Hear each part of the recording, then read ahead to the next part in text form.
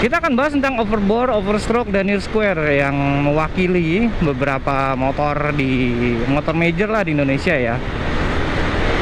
Kita bakal bahas dari si yang paling menurut kata netizen si inferior aja ya. Oke, tapi kita lampu merah dulu deh.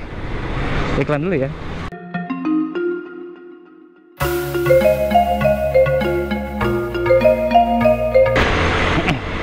Nah, jadi kita bakal ngomongin tentang overstroke, overbore, dan near square ya. Kita bakal ngomongin dari yang inferior dulu kata netizen sih ya, yaitu overstroke. Nah, overstroke ini adalah konfigurasi mesin di mana stroke atau langkah dari piston lebih besar daripada bore-nya atau diameter piston ya. Karakteristik dari overstroke adalah pertama karena dia long stroke, stroke-nya panjang gitu, jadi lebih bertenaga di putaran bawah sih ya. Sampai menuju tengah itu dia sangat-sangat bertenaga. Tapi kalau misalnya ngomongin tentang high end power atau torsi ya, dia tidak akan segalak dari near square atau overbore ya. Dan juga tenaga di putaran bawah bagus, torsinya juga besar ya. Karena dia biasanya karakteristik dari torsi besar itu stroke panjang ya. Lalu apa keuntungan dari mesin overstroke ini? Yang pertama adalah irit ya, pasti karena dia sedikit muntir aja gas, kayak motor ini nih, sedikit muntir gas dia langsung ngacir ya. Jadi tidak membutuhkan konsumsi bensin banyak-banyak karena torsinya juga udah gede, dan karena peak powernya ada di bawah gitu ya. Jadi ya otomatis irit ya. Dan nomor dua, keuntungannya adalah stop and go di perkotaan enak sekali ya, karena nyelip-nyelip tidak membutuhkan power besar ya. Dia udah jalan gitu ya. Oke. Nah, dibalik itu keiniannya adalah, kelemahannya adalah si overstroke ini biasanya tidak punya power di rentang power bandnya sempit lah gitu kalau dibilang ya, cuma bawah sampai tengah gitu ya. Ini berlaku untuk motor standar, kita nggak ngomongin motor yang udah oprekan ya. Semua materi hari ini tidak mengomongin motor yang oprekan, tapi motor standar saja ya. Nah, ngomongin begitu. Nah, kelemahan dari si overstroke adalah ya dia memble di putaran atas, dia galak jos di putaran bawah, tapi ya putaran atasnya memble kayak motor ini persis kan. Ya, jadi kalau teman-teman yang memilih motor overstroke ya jangan plus minusnya harus diketahui oleh teman-teman semua. Jadi jangan sampai beli motor tapi tidak sesuai peruntukan. Nanti kita bakal bahas juga. Nah,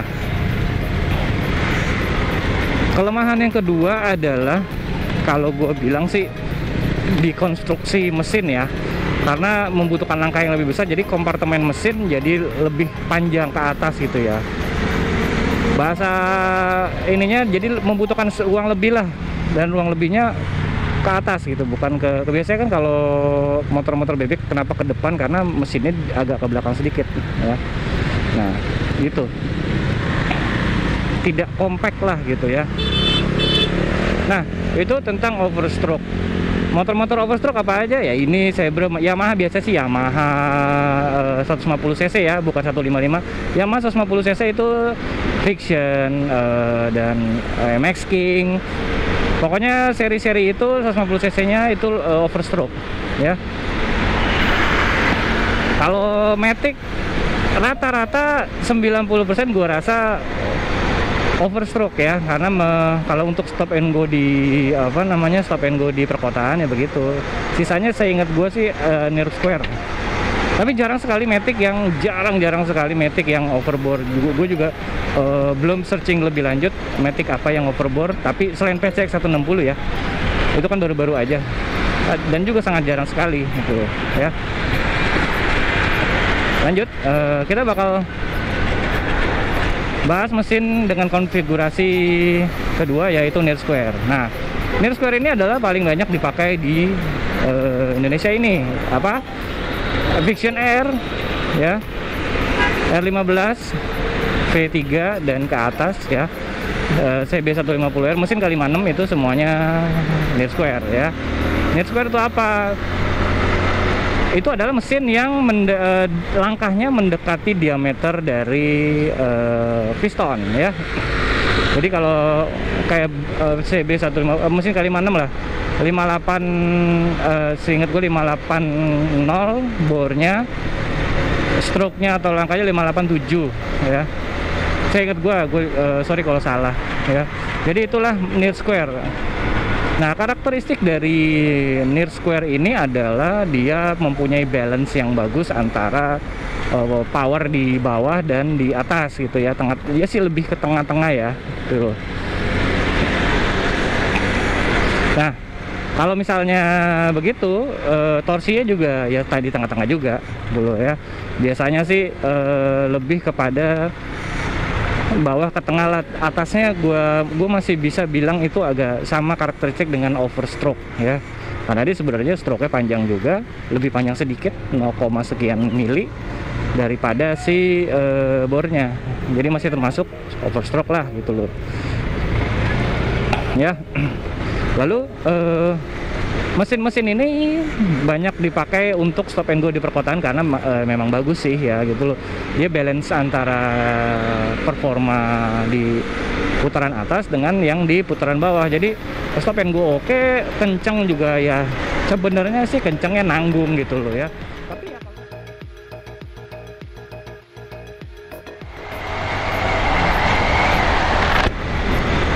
halo guys, mohon maaf kemarin jadi gue buat bikin video ini jadi 2 hari ya. Kemarin baterainya habis, jadi ya mohon maaf kalau misalnya kepotong di tengah video. Tapi gue udah tahu di mana harus nerusin ya. Jadi kita kemarin Near Square itu plus minusnya adalah plusnya untuk performa ya setengah-setengah lah maksudnya gitu. Tidak seperti overstroke, akselerasinya mirip-mirip, namun tidak sekencang overbore larinya ya. Nah, ini kita kalau ngomongin standar ya. Untuk kemacetan itu enak banget, dia balance di semua sisi ya. Termasuk untuk touring, karena biasanya kalau kontur jalanan touring kan ada yang menanjak, ada yang turun ke bawah, ada yang lurus terus. Nah, kalau menanjak itu enak overstroke dan Near Square ya, karena dia untuk tenaga ada di tengah dan bawah dan tengah. Sedangkan kalau overbore ya begitulah. Nanti kita bakal bahas overbore ya. Lalu kalau misalnya jalanan lurus terus kayak gue pakai CB 150R itu ya, kalau lagi lurus terus itu jadi kayaknya motor tuh ngegerung karena udah limit gitu ya kalau Near Square dan overstroke. Beda halnya dengan si overbore. Nanti kita bakal bahas, kita nggak bakal bahas di sini ya. Begitu, itu kelemahan dari Near Square dan overstroke ya. Nah, kalau itu Near Square dan overstroke. Kalau overbore sendiri, nah ini banyak diskusi menarik lah kalau gue bilang untuk mesin dengan tipe overbore ini ya. Karena gue pakai juga setiap hari mesin overbore ini, yaitu di Suzuki FXR ya. Kalau gue bilang mesin overbore itu mempunyai karakteristik bor atau pistonnya lebih besar daripada langkah ya, itu namanya overbore. Walaupun 1 mili ya, itu tetap aja overbore ya. Mempunyai karakteristik lemah di putaran bawah dan bertenaga di putaran atas ya. Tengahnya itu kayak jembatan untuk mengail power lebih besar ya. Dan biasanya torsinya juga tidak sebesar overstroke dan Near Square ya. Kita ngomongin motor standar nih, bukan motor off-track kan ya. Contohnya apa ya? Satria F, FXR yang gue pakai, GSX, GSX series lah gitu loh. Dan kebanyakan sih motor-motor 2 tak seperti itu ya. Kebanyakan sih overbore ya. Matic juga cuma untuk saat ini cuma baru yang gua tahu ya, gua nggak tahu kalau misalnya ada, nanti bakal gue cari referensi lagi. Baru ada PCX 160 yang overbore ya. Jadi kalau gue bilang ada beberapa keunggulan dari si mesin overbore ini ya. Yang pertama adalah pastinya kalau misalnya buat balapan ya ini sangat cocok sekali. Karena kenapa? Biasanya balapan itu membutuhkan RPM tinggi ya. Yang dimana di mesin overbore ini sudah sempurna sekali ya, karena karakteristik mesin overbore kan di putaran atas ya, balapan ya ini banget, sempurna banget ya, dibandingkan dengan motor overstroke atau near square ya. Nah, misalnya begitu, nanti kita bakal bahas tentang gimana ngakalinnya ya, ngakalin torsi di putaran bawah ya. Nah, itu karakteristiknya. Keunggulan dari si overbore itu adalah itu ya. Dan juga untuk performa ya udah banyak banget lah part racingnya dan segala macam, lebih disesuaikan kepada boardnya diperbesar. Nah, kalau stroke-nya diperbesar, dia dengan perhitungan yang bagus akan mencapai performa maksimal. Jadi kalau misalnya di stroke-nya dinaikin tapi kalau gue bilang sih lebih baik ya bore dinaikin aja. Karena kenapa? Tapi perlu diingat juga, kalau bornya dibesarin atau diameter piston dibesarin, otomatis tenaga juga minggir ke RPM yang lebih tinggi. Makanya lebih kepada overstroke aja kalau mau modif ya. Jadi tenaganya tetap ada di rentang yang disarankan gitu ya kalau modif ya. Nah, kelemahan dari mesin overbore ini adalah ya di RPM bawah lah, semua berkaitan dengan RPM bawah. Dimana kalau gue bilang ngakalinnya sebenarnya cukup gampang ya, karena dia loyo banget. Kalau teman-teman di perkotaan pakai motor karbu khususnya ya, karbu yang overbore kayak Satria F motor gua, itu berasa banget. Kalau misalnya teman-teman pakai motor injeksi, itu bisa diakalin dengan mappingan di RPM bawah yang diperbesar debit bensinnya. Nah, itu dia memperbesar power dan torsi juga di RPM bawah, sehingga ngakalin lah si kelemahan overbore di RPM bawah. Nah, itu kalau gue bilang apa yang dikerjakan di PCX 160. Kenapa bisa kalau gue bilang jengat sekali si PCX 160 ini yang di depan itu ya. Angkatan awalnya itu galak banget, kalau gue bilang jengat ya. Untuk ukuran Matic itu kayak Yamaha yang VVA-nya udah aktif terus, jadi debit bensin camnya itu sudah besar. Nah itu, tapi dia overbore. Gimana ya, mapping di RPM bawah yang disesuaikan ya. Mapping RPM bawah dibikin sedemikian rupa, mungkin di inilah ya, dibikin basah di bawah, di tengah dia menurun gitu ya mappingnya. Nah itu bisa memperbaiki kelemahan dari mesin overbore, tapi tidak bisa memperbaiki kelemahan di motor overstroke ya. Maksudnya rentang tenaga, meskipun dibanyakin bensin mau diapain di overstroke, itu tidak bisa bikin lebih kenceng ya, kecuali dia bornya digedein, jadi agak minggir dikit ininya, peak powernya di RPM tinggi.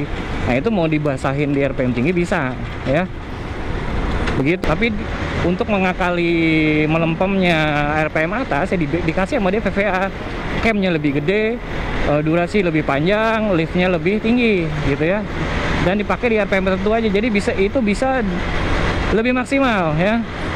Nah kalau overbore apakah ya bisa kayak gitu? Bisa aja sebenarnya, tapi kalau khususnya Honda dan Suzuki nggak ada lah ya itu kan kayak gitu, belum ada. Karena kalau Suzuki dari sananya sudah ribet variable valve-nya, tidak seperti Yamaha yang menggunakan 2 cam dua profile cam. Jadi kalau si Suzuki itu cuma satu cam, cuma dia kalau misalnya RPM tinggi dia timingnya geser, camnya geser sedikit. Nah itu ribet ya. Nah itu kelemahan dari overboard, tapi bisa diakalin ya. Nah sesuai dengan ketentuan aja kita makanya, teman-teman mau pakai yang mana. Kalau misalnya stop and go di perkotaan ya sudah pasti pakai overstroke ya, mau irit segala macam, gesek apa mesin overboard itu irit, nggak mungkin irit ya, nggak mungkin, kecuali cc cuma 50, yes. Tapi kalau misalnya udah ngomong 125 sampai 150 cc tidak ada yang irit kecuali overstroke, karena membutuhkan puntiran gas lebih banyak. Kayak ini aja lah, ini dari tadi gue mainin 4.000, 3.000, udah enak gitu ya. Kalau overboard nggak bisa, paling nggak 5.000-an lah baru enak gitu ya, baru stay di 5.000 enak. Nih di 3.000, 5.000 itu udah enak banget, tentang tenaga yang sangat bagus ya. Oke, jadi teman-teman bisa ini aja semuanya. Kalau misalnya mau pakai overstroke, kelebihan kekurangan udah gue jabarin. Near square juga, mesin overboard juga, tinggal pilih aja yang mana sesuai dengan peruntukan teman-teman ya. Jadi kurang lebih sih kayak gitu. Thank you for watching. Ketemu lagi dengan technical dari Dim selanjutnya. Oke, Dim sign out. Thank you.